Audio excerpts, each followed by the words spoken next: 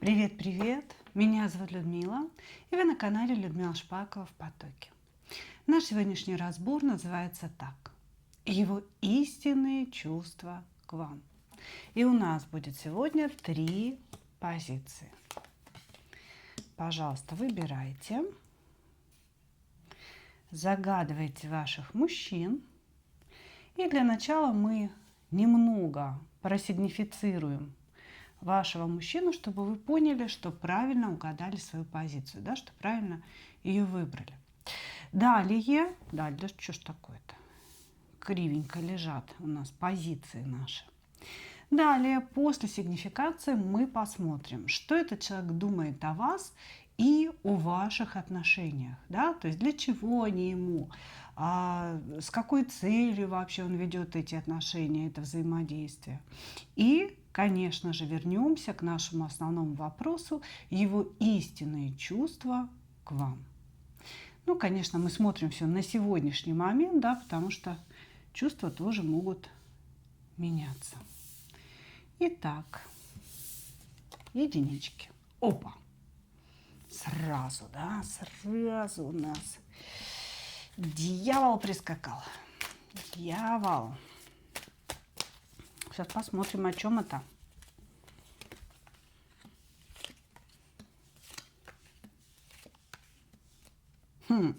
Не хочет рассказывать ничего.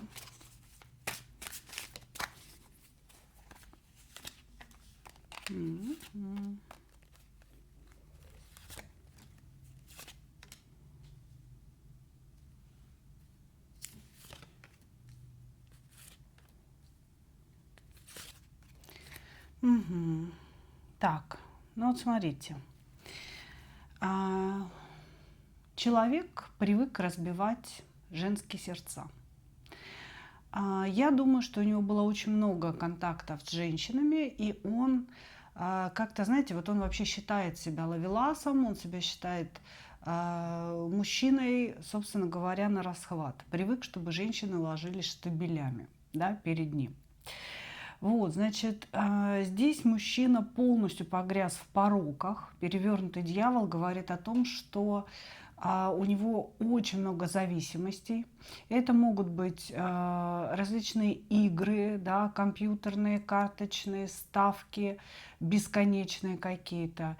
Это могут быть алкогольная и наркотическая зависимость.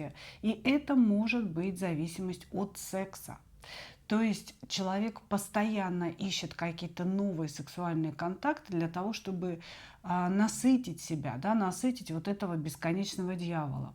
При этом мужчина, которого мы сейчас рассматриваем, да, он как-то не считает это проблемой. Понимаете? То есть какая бы ни была у него зависимость, но он не считает ее проблемой. Он говорит о том, что ну, это нормально, многие так живут, это такие ништячки жизни, да, что ты докопалась, типа того, если вы его спрашивали об этом. Значит, ваше взаимодействие может быть по работе. Вы так или иначе могли сталкиваться по работе с этим человеком.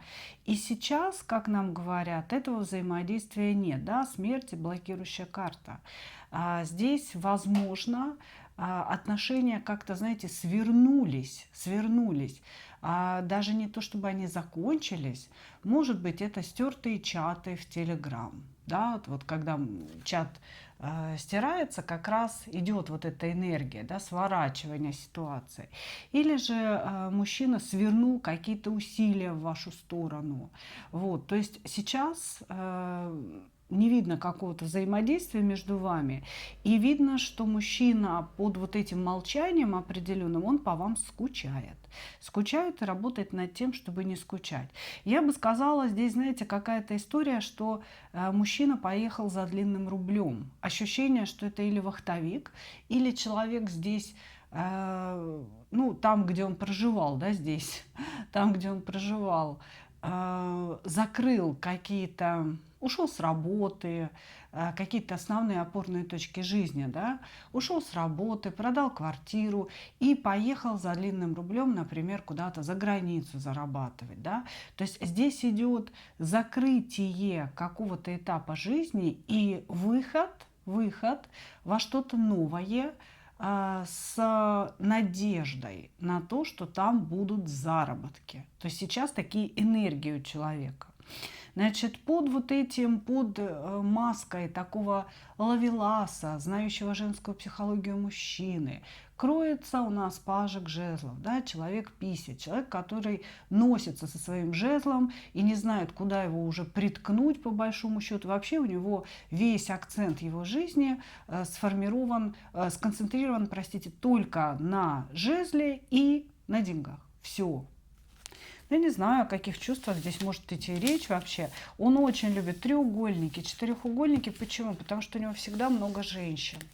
Много женщин. И он любит рассказывать об этом, чтобы женщины за него поборолись, да, посоперничали друг с другом. Какая лапочка. Хорошо. Что он думает о ваших взаимоотношениях?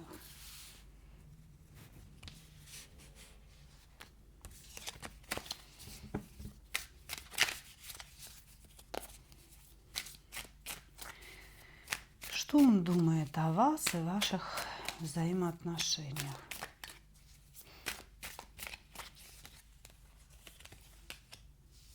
Конец. Что он думает? Конец. Все закончилось. Я так сильно вкладывался, а она очень плохая женщина. Очень плохая и очень счастливая без меня. Да, слава тебе, Господи, что вы счастливы без него. Что-то этот персонаж мне все меньше и меньше нравится. Так, значит, что он думает о ваших отношениях? Что они закончились? Что он до вас не достучался. Очень сильно стучал. Вот, значит, мужчина обвиняет вас в том, что вы не пошли на какие-то его условия, на какие-то его требования, которые, скорее всего, были. Или, быть может, что вы не согласились с той манерой жить, которую он вам предложил. Потому что, учитывая, что здесь товарищ постоянно скачет по женщинам, постоянно находится в зависимостях, предложить он вам мог весьма какие-то сомнительные условия для существования. Вот здесь он говорит, что вы все закончили, хотя он очень сильно вкладывался в эти отношения. И материально вкладывался, и эмоционально вкладывался. Но вы знаете, некоторые мужчины, они в принципе и розочку на свидание принесли, они считают, что уже просто какой-то несоизмеримый вклад внесли в отношения. Вот. Также этот мужчина считает, что вы продолжаете о нем думать, несмотря на то, что все закончилось из-за вашего плохого поведения. Вы продолжаете о нем думать, и вы продолжаете его желать. И вы очень хотите помириться, но из какой-то вредности этого не делаете. При этом он считает, ну, во-первых, он видит вас замужней дамой, да, пентаклевая королева в десятке пентаклей. То есть женщина, которая, в принципе, не просто замужем, а достаточно счастлива замужем. Дом полная чаша, вы спокойная, красивая, такая самодостаточная женщина. И вообще, в принципе, его эта ситуация подбешивает. Он говорит: я бессилен ее раскачать. Здесь мужчина очень хотел бы вас раскачать, видимо, на какие-то эмоции. Вот. Но он чувствует свое бессилие и бешенство от того, что не получается это сделать. Он говорит, она счастлива в браке, или счастлива в семье, или счастлива просто в своем благополучии. Да? И, может быть, поэтому она не идет на примирение со мной. Вот, значит, также он считает, что вы прекрасная звезда, он считает вас очень талантливой женщиной и крайне недоступной женщиной принципиальной, которая умеет выстраивать свои границы. Еще он думает, что вы его поймали в клетку каких-то мыслей и ощущений, от которых он не может избавиться. Он о вас очень часто думает, а он не привык. Он привык, чтобы дамы думали о нем, чтобы они о нем страдали, написывали, звонили, ты мне снишься, и давай с тобой что-нибудь там начинать и так далее, приходи на сеновал. Вот, он, собственно говоря, от вас ждал того же, да, но, судя по всему, вы его здесь бортанули, вы выстроили границы, и мужчина попал на крючок.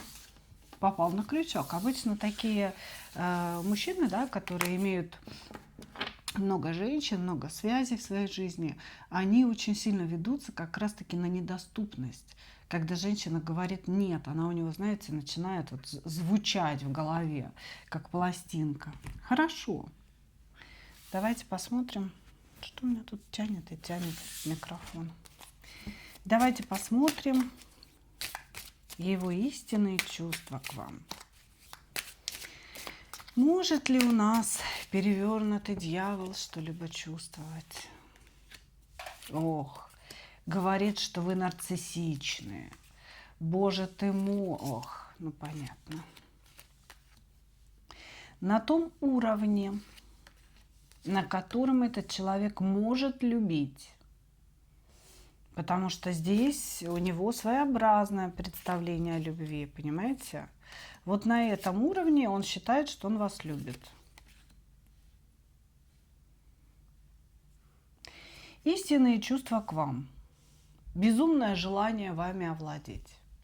Безумное желание вот как-то, знаете, сделать вас своей собственностью, что ли, понимаете? То есть захватить вас, закрыть вас в какой-то каморке, да, у себя там дома, в подвале, неважно где, и чтоб сидела, и чтоб никуда не рвалась, и чтобы все время была под приглядом. Значит, при этом он считает, что вы очень нарциссичны, и вы вот как-то ускользаете, не даете в руки, понимаете? А у него инстинкт охотника, и ему хочется вас все равно как-то поймать, как-то вас, знаете, взять на прицел своего внимания. Мужчина постоянно о вас думает, на самом деле, постоянно за вами подглядывает, следит, ждет, что вы проявитесь, что вы напишете. Ну, может, когда-то было время, да, когда вы первое писали. И он вот как-то, знаете, апеллирует к этому, что вот... Писала же, наверное, опять напишет. Вот, ждет. Он ждет какого-то вашего письма, сообщения. Здесь вообще, я бы сказала, какая-то одержимость вами. Человек фантазирует в сексуальном плане, человек фантазирует в эмоциональном плане. Ему хотелось бы, чтобы вы зависели от него, чтобы вы написывали, названивали, чтобы вы им горели. Вы его дьявол. Вот понимаете, он для всех остальных девчонок стал перевернутым дьяволом. Человеком, который живет по своим правилам, человеком, который сегодня с одной, завтра другой, потом с третьей, весь в зависимостях, порочный да нельзя. Да?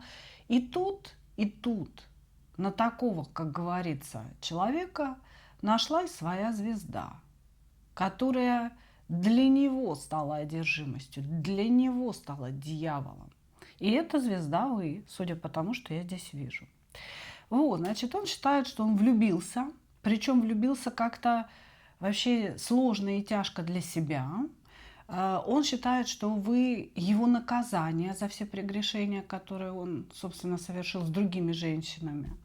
Вот, говорит о том, что любит, говорит о том, что мечтает о сексуальном взаимодействии, что прямо у него это все постоянно перед глазами, вот эти мечты и фантазии. Вот, и считает, что вы роковая для него женщина, кармическая женщина. Он считает, что вы встретились в этой жизни для того, чтобы вы научили его быть другим. Вот. Значит, чувства здесь очень сильные, страстные, яркие. Может быть, они не глубокие, потому что он не умеет глубоко. Понимаете? Для того, чтобы человек умел глубоко, ему нужно пережить, наверное, какую-то серьезную трагедию в своей жизни и чему-то научиться. А этот мужчина, ну нет, он поверхностно скачет, да, где-то как-то. И на вот этом своем уровне он считает, что он влюблен. Но это больше похоже на такую страстную одержимость недоступной звездой, женщиной, которая ускользнула из моих цепких лапок. Понимаете? Думает очень много, думает очень бурно, реагирует на вас, эмоционирует в вашу сторону этот человек. Конечно, здесь чувств полные штаны. И это, собственно говоря, совершенно буквальное выражение. Чувств полные штаны. Хорошо. Двигаемся дальше. Двоечки. Целый колесничий. То дьявол, то колесничий. Ох, мужчины-то какие у нас пришли. Что у нас такого здесь колесничего, да, нарисовано?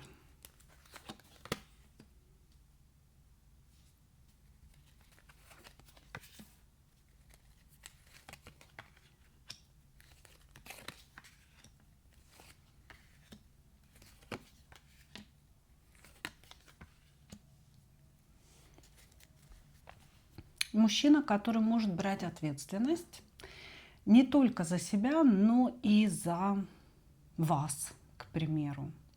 Вот, значит, это человек, который полностью созрел для брака и, может быть, даже уже и женат.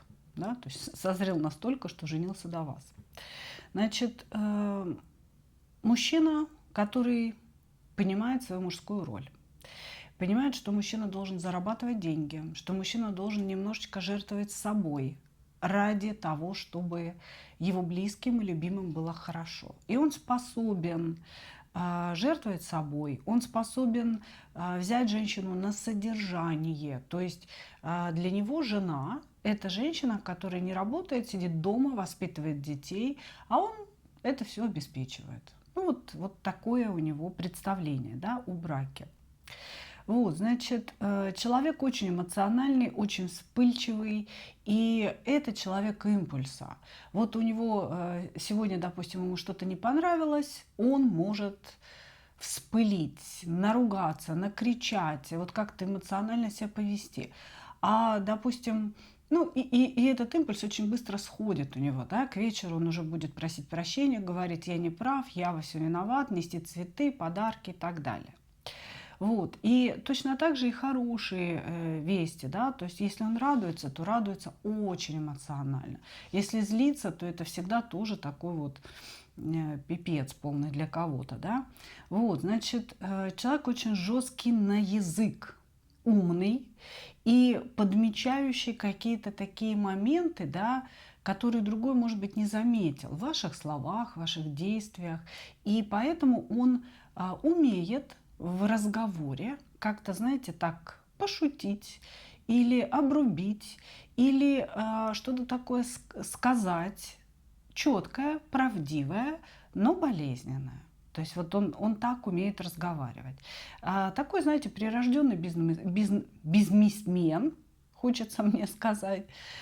Почему? Потому что это вот человек, который, вот прям видно, он ездит на какие-то встречи, договоренности, он очень умеет разговаривать.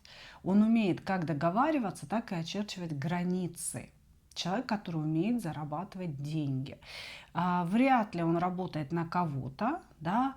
Здесь очень похоже, что у человека свой бизнес, постоянное передвижение. Если же он работает на кого-то, на какую-то большую корпорацию, да, то у него такой свободный график. Он может уехать в командировку, вернуться, вот как-то так постоянно в передвижениях находится. Вот. И есть какое-то травмирующее прошлое у него, возможно, травмирующее детство. Может быть, он был, воспитывался в детском доме, да, не было родителей, был одиночкой. Может быть, его как-то булили в школе. Но есть травмирующие воспоминания из детства, которые вот он постоянно хранит и постоянно к ним возвращается. Итак, что он думает о вас и ваших отношениях?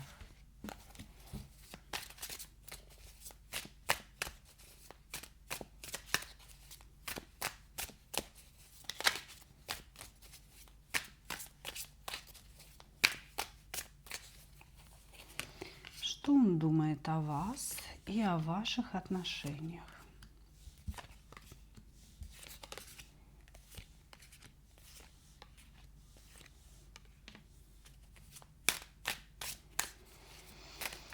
Он говорит о том, что ему пришлось принять какое-то ну, безрадостное, не то чтобы неправильно, а вот какое-то, знаете, правильное, но очень болезненное решение насчет вас. Вот здесь у человека 100% есть чувство к вам, он влюблен. Здесь сразу король кубков у нас выпал, император относительно вас. Здесь мужчина, который имел какие-то очень серьезные намерения к вам, но почему-то все это в прошлом. Значит, он говорит, мне пришлось принять какое-то неприятное для меня решение и отступить в сторону от этой женщины, разрубить связь между нами или разрубить именно любовную связь, да, а оставить, допустим, там, может, рабочую, дружескую, да, какую-то такую. Потому что,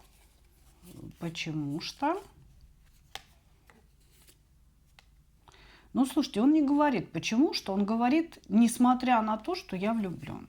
Вот как-то так. Здесь мужчина считает себя жертвой каких-то обстоятельств. Вы знаете, быть может, вы вообще смотрите на своего мужа бывшего, потому что здесь как-то намеки такие на то, что вы семья, понимаете? Вы можете смотреть на своего бывшего мужа, с которым вы развелись, или с которым сейчас разлад очень серьезный происходит, вплоть до развода, да, вот эти вот все мысли о разводе и так далее. Вот, потому что здесь мужчина как будто бы, знаете, решил расстаться с вами, для того, чтобы вам было лучше без него, хотя он считает вас своей семьей, себя вашим императором и так далее. Вот. Может быть, конечно, это не ваш бывший муж, да, вот здесь все-таки у очень многих совпадет, что смотрите на бывшего мужа или на мужа, который может стать бывшим. Вот. У него есть к вам чувства, безусловно, и есть мысли о том, что надо принимать какое-то неприятное решение. Ну, вернее, он его уже принял, да. Вот, значит, если это не муж, то у этого человека действительно были серьезные намерения стать вашим мужем, стать вашей семьей, вашей опорой, обеспечивать вас по десятке пентаклей, да, то есть вот все, я для нее сделаю все. Вот так он думал. Но здесь какое-то решение о расставании, о том, что я должен отпустить эту женщину. И здесь это все мысли, болезненные мысли в голове и несостыковки с вами, понимаете? То есть, скорее всего, вы что-то проговаривали с этим человеком о невозможности ваших дальнейших отношений, о том, что вы устали, он устал от чего-то, да, вы не понимаете друг друга. Здесь отсутствует между вами понимание, да, ментальное понимание, когда люди друг друга слышат, и когда они думают в одном русле. У вас присутствуют чувства, но нет человеческого понимания. Вы не умеете разговаривать. Любой ваш разговор идет куда-то, знаете, вот против друг друга. И он об этом думает, понимаете, что он думает о ваших отношениях, что все бы было хорошо, если бы не было так грустно. Вот что он думает. Чувства. Истинные чувства вашего колесничего к вам.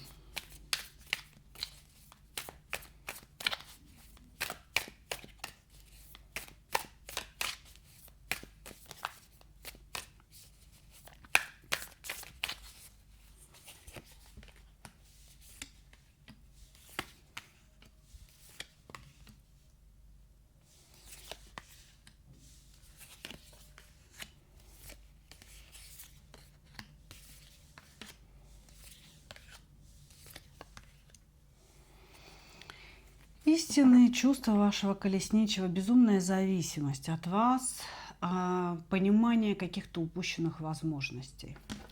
А любовь есть?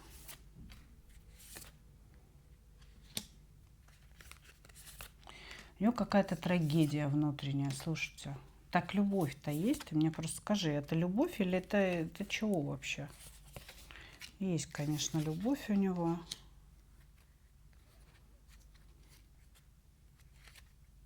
Ну, конечно, да. Императрица, жрица, все дела. Значит, что я могу сказать? Этот мужчина очень глубоко погружен в вас. Он очень глубоко, осознанно вас любит. Опять здесь все карты того, что это ваш муж. Вот, значит, это человек, который реально видит вас императрицей, реально видит вас, вот вы знаете, своим выбором жизненным. То есть вы для этого человека выбор. Не просто желание, не просто притяжение, выбор. Ситуация между вами его сводит с ума. Сводит с ума. Он говорит о том, что я не хочу о ней думать, я не хочу ее чувствовать, но я просто нереально живу этой женщиной. Я знаю, что это самообман. Ничего невозможно восстановить. Да? Если вы, допустим, муж и жена, то он думает о том, что восстановить отношения невозможно. Может, он провинился, да, очень сильно изменил там или так далее. Вот, или еще что-то. Значит,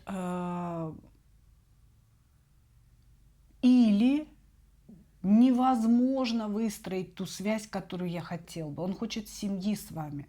Он хочет быть вашим императором. Он хочет, чтобы вы жили в десятке пентаклей. Чтобы между вами действительно была любовь, притяжение, взаимность, понимание. Все он хочет от вас.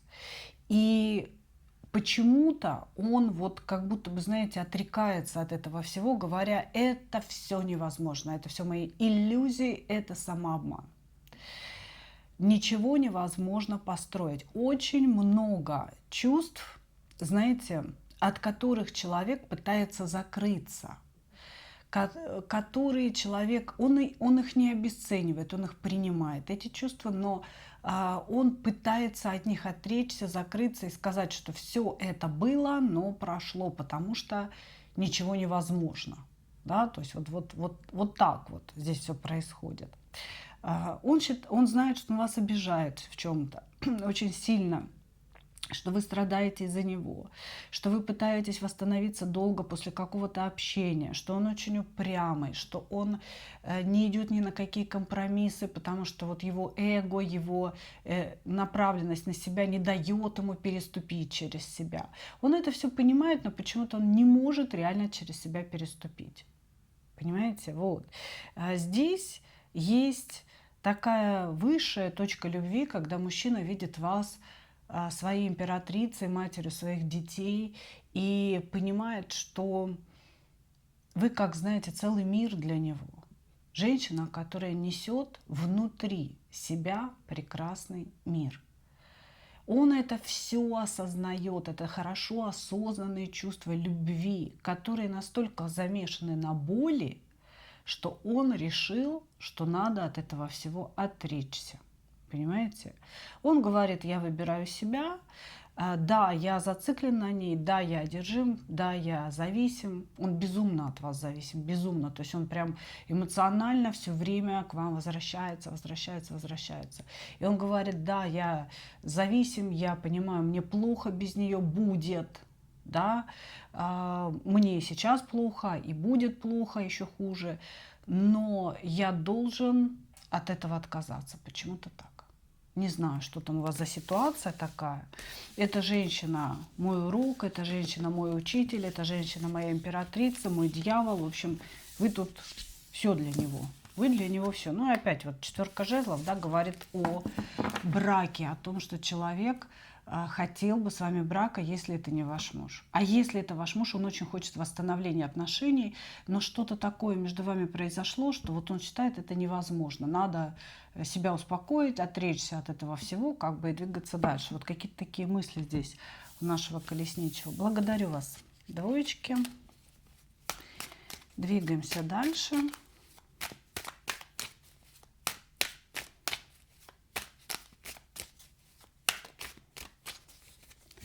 Троечки. Сила. Слушайте, ну мужики у нас пришли. Дьявол, колесничий, сила. Офигеть.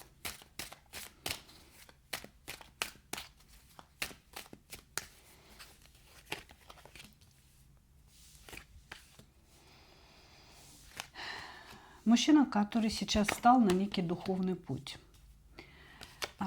Духовный путь – это же не обязательно путь экстрасенсорики, магии. Да? Здесь человек, возможно, интересуется понятием души, какими-то философскими направлениями, да, очень много читает. Здесь вообще человек, который очень много читает, очень много учится. Так, это человек, который пережил магическое воздействие. Вы представляете, как интересно, да? Сочетание Луны и Солнца очень часто говорит о воздействии на человека. Я не стала вытягивать Солнце. Вот я его просто увидела и думаю, ну ок, закрою. И тут же выходит жрица, которая мне говорит, дорогая, не шути так. Да, вытаскивай то, чего надо вытащить. Ну, это о воздействии говорит на человеке. Этот мужчина или прямо сейчас находится под воздействием магии, или этот мужчина подвергался воздействию магии и пережил из-за этого момент, ну, на краю смерти он оказался. Вот. Здесь была очень сильная порча сделана. Значит, что из себя представляет мужчина? Он очень много учится, очень много читает.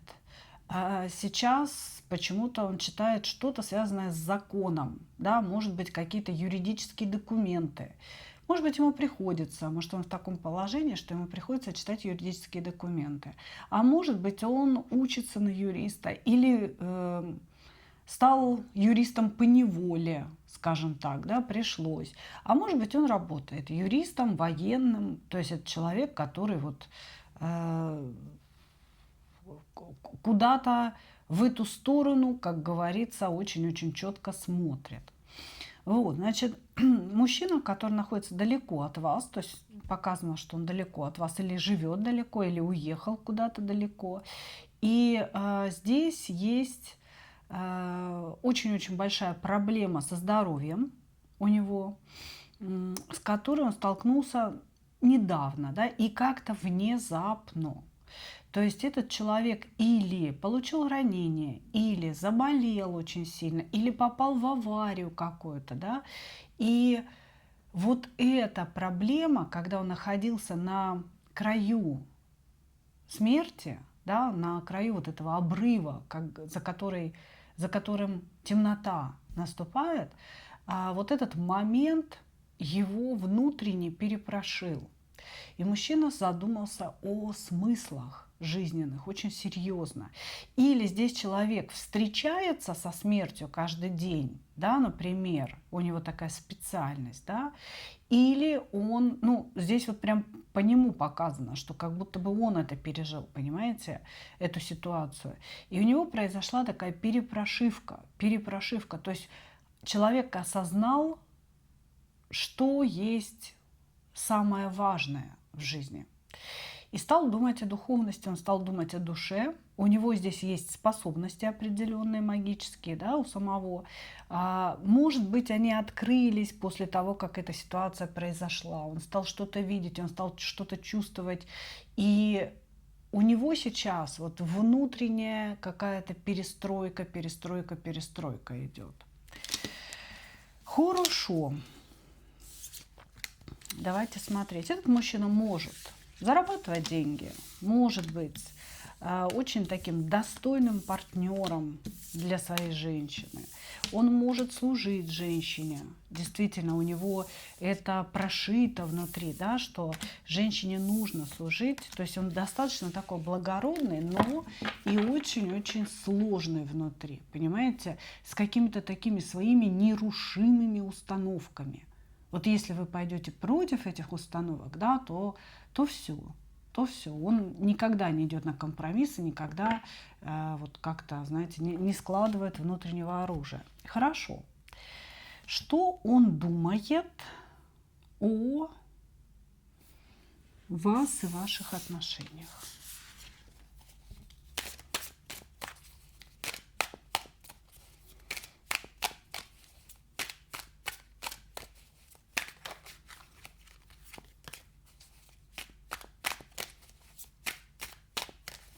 Что он думает о вас и о ваших отношениях?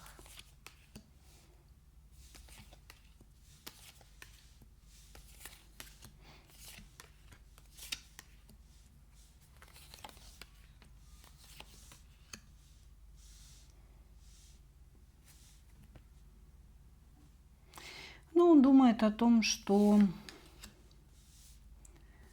вы летели в этих отношениях как-то, знаете, навстречу друг другу, а потом на полной скорости, собственно говоря, все рухнуло.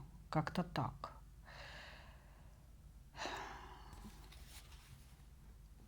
Вы можете быть старше этого мужчины. Не намного, но здесь может быть разница в возрасте. Вы можете быть с ним одного знака зодиака или одной стихии водной. Здесь вы оба водники показаны. Значит, мужчина надеялся найти в вас какую-то боевую подругу, вы меня хоть убейте, да? Здесь все куда-то в эту тему начинает идти.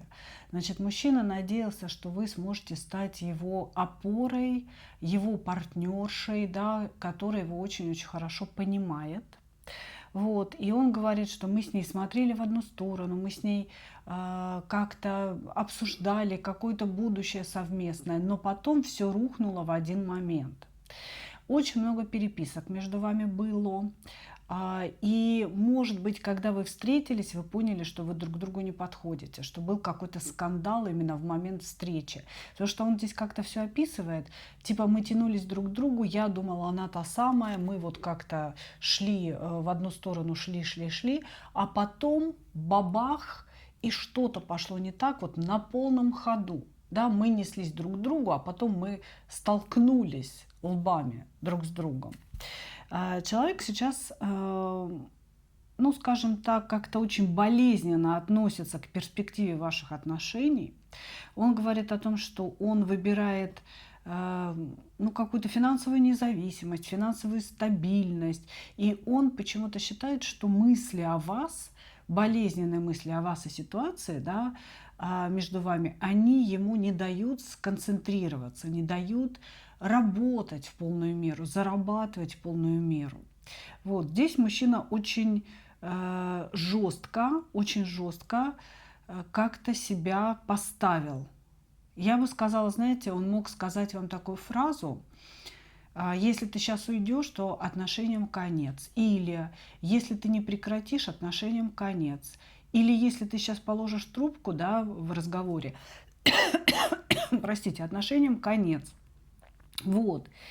И вы это сделали, вы сделали этот шаг, и после этого реально отношениям конец. Вот как-то так, понимаете? То есть здесь мужчина говорит о том, что вы его вынудили поставить точку в этих отношениях, принять какое-то решение, да, об окончании, хотя он был настроен на некое продолжение. Ну вот так. Ему сейчас сложно, тяжело. Он иногда впадает в такое состояние, знаете, не сожаления, а наоборот аутоагрессии, я бы так сказала. Агрессии, направленной на себя самого. Что вот так все получилось, я не хочу, чтобы было так.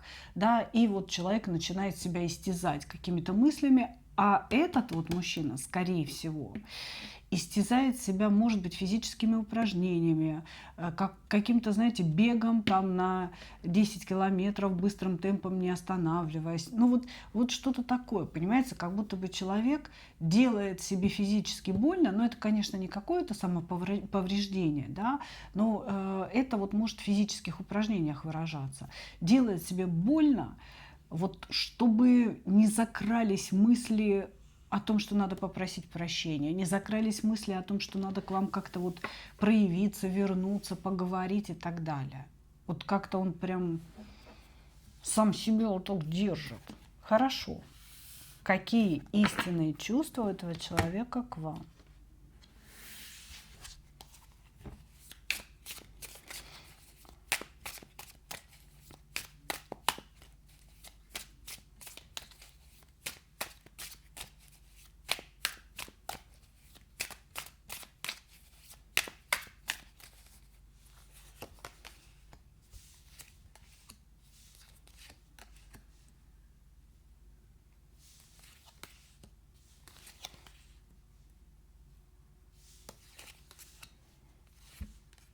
Вы знаете, здесь, может быть, не было между вами близости, или она была когда-то очень-очень давно, здесь прям показывает, что не было близости. И человек ожидал эту близость получить, но что-то вот пошло не так, понимаете? И он сейчас возвращается эмоциями своими и чувствами, да, скорее к вот этому своему желанию, которое не удалось удовлетворить. Он такой, знаете, блин, так сильно ее хочу, вот все поднимается внутри, но надо над этим работать. Она не соответствует мне. Здесь вот вообще, если честно, есть очень такое некрасивое слово, злое в вашу сторону. Он злится на вас, этот человек, да, слово, означающее собаку женского рода, да.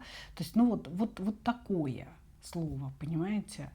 Человек за вами следит, не просто наблюдает, следит, узнает о вас информацию, проверяет ваши соцсети, делает все то, что возможно, чтобы знать, где вы, что вы, как вы и так далее. Он вообще здесь такой контролер, он привык следить, привык всегда знать все о предмете своего обожания. Вот.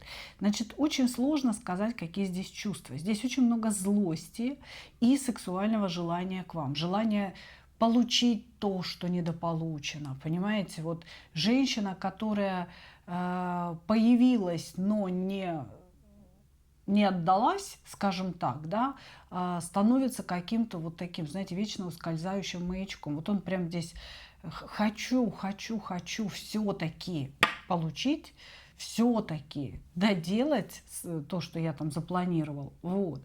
Значит, но сказать, что я вижу какую-то прям любовь, я не вижу любви. Я вижу страсть, я вижу желание вас заполучить как женщину, я вижу злость, какое-то бешенство на ваше поведение, бешенство на ваше несогласие, на то, что пошли против него.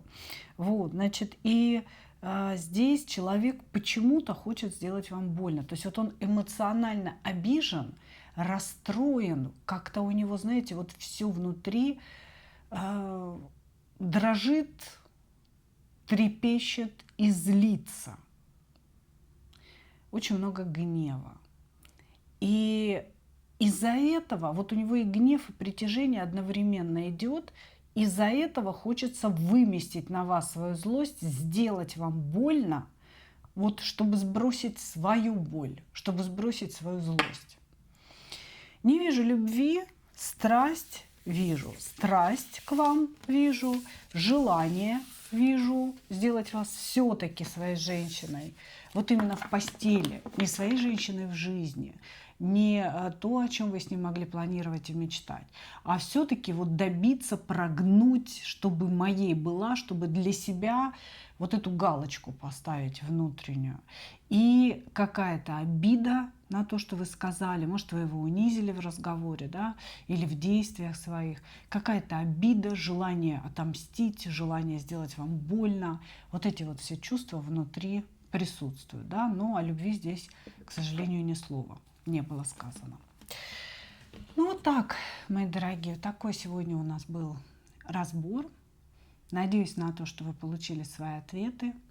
А я, как обычно, хочу пожелать вам только одного: встретить свою настоящую любовь и не потерять в ней себя. Ну а мы увидимся с вами в следующих видео. Пока-пока.